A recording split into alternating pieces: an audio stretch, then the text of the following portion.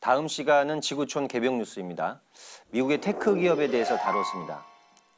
예, 미국의 테크 기업들, 그 중에서 빅5로 불리는 애플, 또 마이크로소프트, 구글, 또 아마존, 페이스북이 무한 질주를 하고 있다는 내용인데요.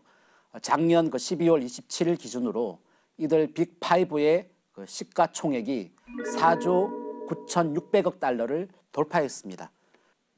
4조 9,600억 달러면 우리 돈으로 약 5,760조 원인데요. 참 이 금액은 일본 GDP와 맞먹는 숫자이고 또 우리나라 이 증권 시장에 상장한 기업 799곳의 그 기업 가치를 합한 것보다 더 많은 숫자입니다. 이건 이제 5개의 기업을 팔면 우리나라 모든 기업을 살 수 있다는 말입니다. 예. 참 여기서 놀라운 것은 이들 빅5 기업들이 미국을 넘어 세계 기업 가치 순위 1위에서 5위까지를 삭스리 하고 있다는 사실입니다. 예, 이들 빅5 기업들이 세계를 석권하고 있다고 과언이 아닌데요. 그렇죠.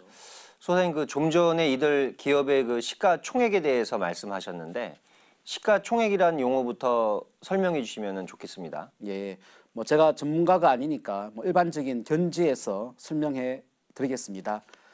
어떤 기업의 자본을 나타내는 단위가 주식인데요. 네. 이 주식은 그 회사의 상태, 예를 들어 재무 건전성이라든지 또 실적, 또 미래 성장 가능성에 따라 오르고 내리는 것을 반복하는데요.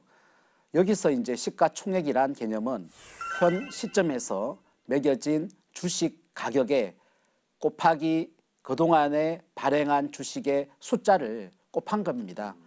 예를 들어 이제 발행 주식의 수가 100개이고 현재 주가가 2만 원이면 2만 원 곱하기 100 해서 200만 원이 이제 시가총액이 되는 거죠. 네.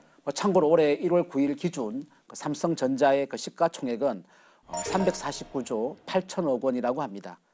근데 이제 애플의 4분의 1 수준이죠. 네. 그렇군요. 이제 개벽지 160쪽에 이렇게 보면 이들 빅5 기업의 면면에 대해 그래픽으로 이제 잘 설명되어 있는데요. 다들 이렇게 창업한 지 30년 안쪽의 젊은 기업들입니다. 페이스북의 경우에는 창업주가 현재 만 36살이에요. 대단하죠. 그러니까 이들 미국 기업들이 기술, 어떤 전환기마다 새로운 룰을 만들어내고 있는데 162쪽의 그림을 보면 1990년대 중반 시작한 PC 인터넷 시대에 윈텔이라고 해서요. 윈도우, 그러니까 운영체제죠. 윈도우와 인텔, 하드웨어 반도체 이것이 이제 손을 잡고 디지털 혁명 시대를 열었습니다. 그 다음에 이제 우리가 잘 아는 스티븐 잡스가 2007년에 아이폰을 발표하면서요. 모바일 혁명 시대가 이렇게 열리게 된 거죠. 자, 그리고 다음에는 지금 현재 2020년대 미국의 5대 기업들이 플랫폼을 장악을 했습니다. 그러니까 이 플랫폼을 차기 테크 헤게몬이라고 이렇게 표현할 수가 있는데 소사님 플랫폼에 대한 설명도 간략하게 부탁드립니다. 예, 플랫폼은 정거장 또는 승강장입니다.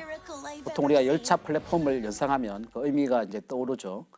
쉽게 이해해서 사람들이 몰려들고 흩어지는 거점이면서 물건을 사고 파는 장터의 개념이라고 보시면 됩니다.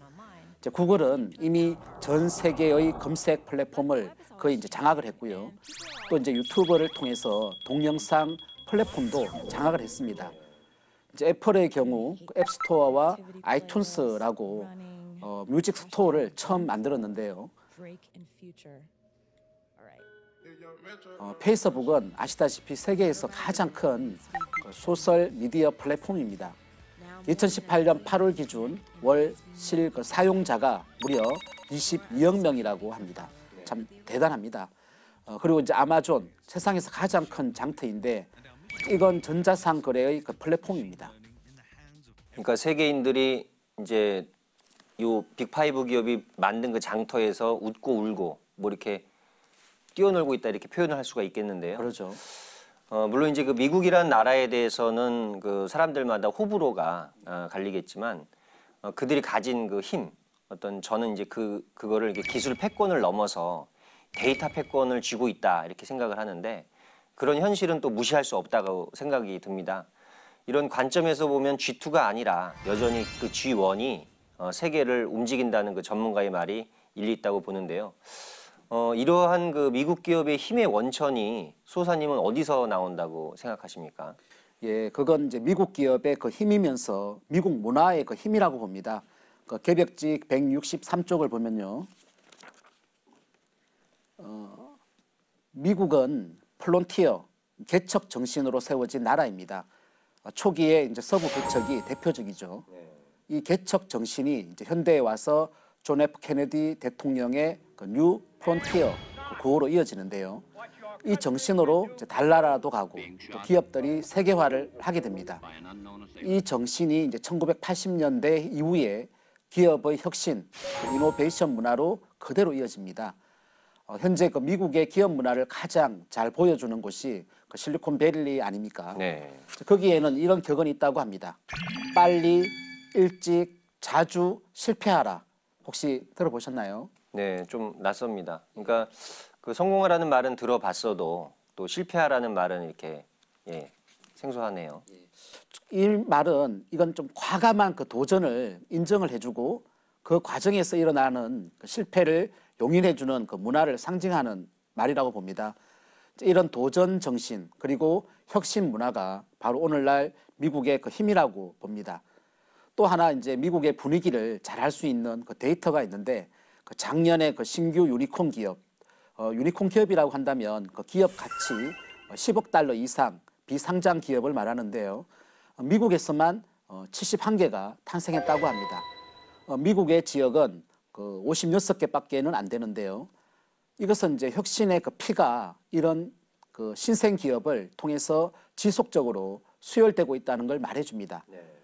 재밌는 사실은 우리가 잘 아는 그 애플, 구글, 아마존, 마이크로소프트 등 세계 최고 기업들이 이제 집안에 있는 차고, 그라지라고 하죠. 여기에서 처음 출발했다는 사실입니다. 가정의 그 차고에서 세계 1등 기업이 나왔다. 이건 이제 혁신 문화가 기업을 넘어서서 미국 사회 전체에 짙게 깔려 있다는 그 반증이 아니겠습니까? 네. 그러니까 프론티어에서 이노베이션으로 이어지는 정신이 오늘날 미국의 힘이라는 그 이야기가 와닿습니다. 다가오는 후천 세상을 나타내는 정역 8개를 보면은요. 그러니까 우리나라를 상징하는 간방이 정동방에 자리 잡고 또 미국을 상징하는 태방은 정서방에 위치하고 있잖아요. 그러니까 이거는 이제 우리나라가 미국 문화를 수용을 해서 그 후천 성경 세계 건설에 바탕을 놓는 거를 그 상징하는데요. 이걸 또 다른 말로 간태합덕이라고도 하죠. 그러니까 그런 의미에서 우리가 미국 문화의 장점은 또 적극적으로 수용할 필요가 있다고 생각을 합니다. 맞습니다. 앞 세상을 그 창의와 상상력의 그 세상이라고 하는데 우리도 많이 노력해야겠습니다. 네.